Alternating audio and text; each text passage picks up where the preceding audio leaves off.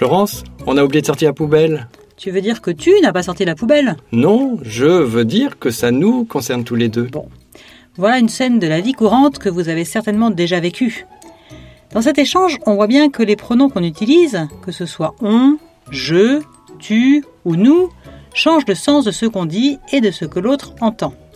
Utiliser le bon pronom pour exprimer précisément ce qu'on veut dire, c'est très important pour la bonne communication. Dans notre couple, mais pas seulement. C'est crucial aussi dans toutes nos relations. C'est pour ça que dans ce nouvel épisode, on a voulu s'arrêter sur quelques questions.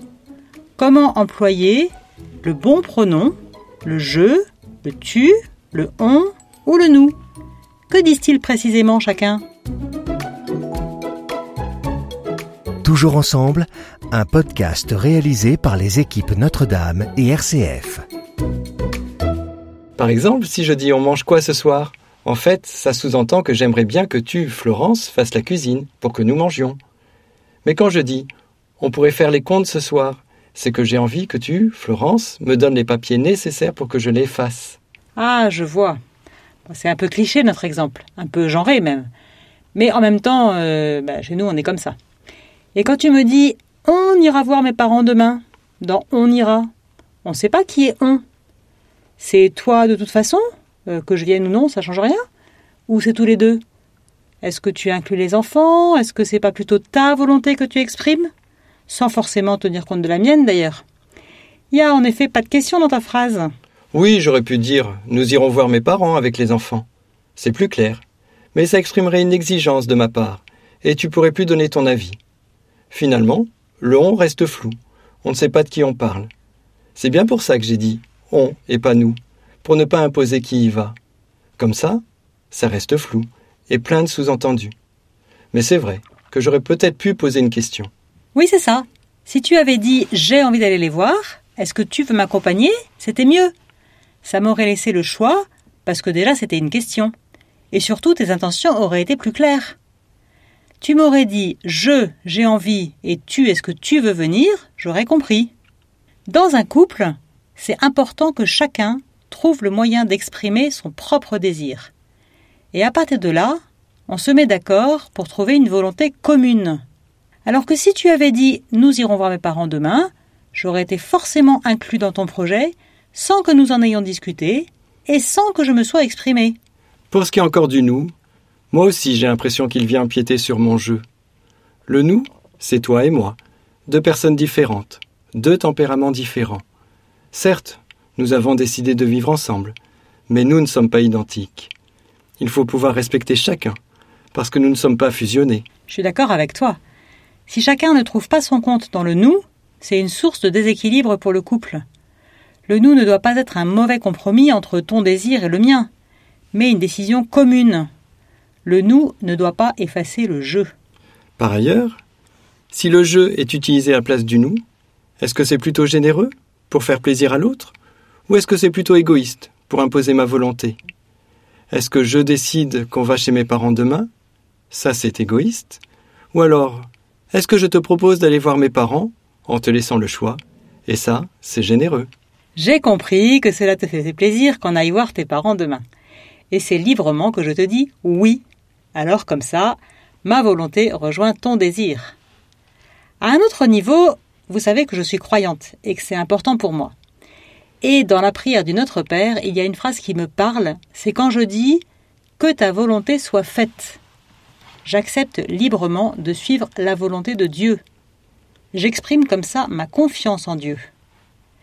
Eh bien, dans notre couple, quand je dis oui à ce que veut Jean-Philippe, je lui fais aussi confiance. Je lui fais même plaisir. Et qu'il soit heureux, ça me rend heureuse. Ton bonheur est le mien, mais c'est très joli ça. Parlons alors de toi et de moi, donc du tu et du je. Le je me permet de raconter ce que j'ai fait, de dire ce que je pense ou de ce que je ressens. Quand je te dis « je t'aime », par exemple, ce n'est pas rien. Et le tu permet de te faire des compliments, comme tu es belle. Mais attention, comme on l'a dit dans le 2e épisode sur le dialogue, évitons le tu qui accuse, en utilisant plutôt le je qui dit ce que je ressens. Par exemple, ne pas dire « tu m'as blessé en me disant telle chose », mais plutôt « j'ai été blessé quand tu m'as dit ça ». Ça montre encore une fois l'importance d'employer le bon pronom au bon moment. À propos de pronoms, on peut aussi parler des pronoms personnels. Mon, ton, son, ma, ta, ça vous rappelle quelque chose? Et ils ont aussi toute leur importance. En fonction de celui qu'on utilise, la signification n'est pas tout à fait la même. Quand je dis « ta fille a fait une bêtise », alors que « mon fils travaille bien à l'école », par exemple, ça veut bien dire ce que ça veut dire. En effet, ça sous-entend quelque chose. Et par exemple, si je dis aux enfants « votre mère pense que… », ça veut dire que je me désolidarise d'elle. Pareil, si je dis « ton père veut que tu fasses ceci ou cela », ça sous-entend que je ne suis pas forcément d'accord. À l'inverse, dans la phrase « nous pensons » ou « nous voulons » que nos enfants fassent du sport, par exemple, le « nous » montre un couple uni et solidaire. Ça veut dire que nous avons pris le temps d'échanger et de décider ensemble. Et chez vous, comment ça se passe? Est-ce que vous êtes déjà senti accusé par un « tu as fait ça » ou est-ce que vous avez eu l'impression que l'autre vous imposait quelque chose en disant « nous pensons que… » alors qu'il ne vous avait pas demandé votre avis? Pour résumer, on vous propose un petit défi. Essayez de faire attention. Quand vous dites « tu », est-ce que c'est une reconnaissance de la volonté de l'autre ou est-ce que c'est plutôt une forme d'accusation? Et par ailleurs, est-ce que ça vous arrive qu'un « nous » estompe votre jeu ou celui de votre conjoint? Nous espérons, et je fais exprès de dire « nous », parce que là c'est bien tous les deux, nous espérons donc que vous aurez le temps de faire ces exercices en couple et que l'échange sur ces différentes questions vous apportera autant qu'à nous. Et dans notre exemple, on va voir tes parents demain ou pas? On voit bien que la belle famille peut être source de conflits dans un couple. Rendez-vous dans le prochain épisode pour en discuter.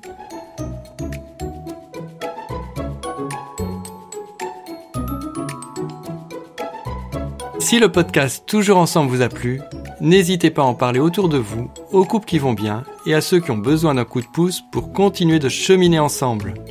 Retrouvez Toujours Ensemble sur rcf.fr, YouTube et toutes les plateformes de podcast.